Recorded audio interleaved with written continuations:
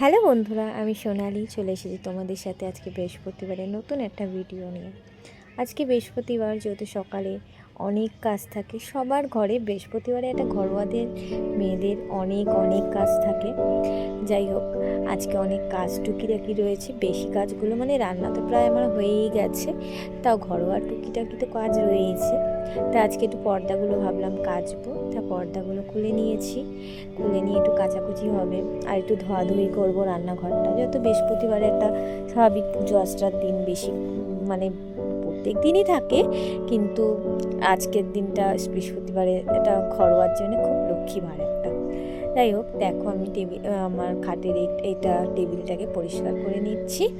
এটা একটু মানে কাঠের যেহেতু, তা আমি জল দিয়ে কখনো করি না, কিন্তু কালকে আমি ডাল রেখেছিলাম আর ডালগুলো সব পড়ে গেছে। তাই আমি ওটাকে তো বের করে রেখেছি, এটা কাচবো। উপরে যেটা পাতা ছিল, আর এটাকে একটু সাবান দিয়ে ভালো করে করে নিয়ে ধুয়ে নিলাম। তারপরে পর্দাগুলো রেখেছি, কাচবো। তোমাদের কেমন লাগলো ভিডিওটা অবশ্যই জানিও।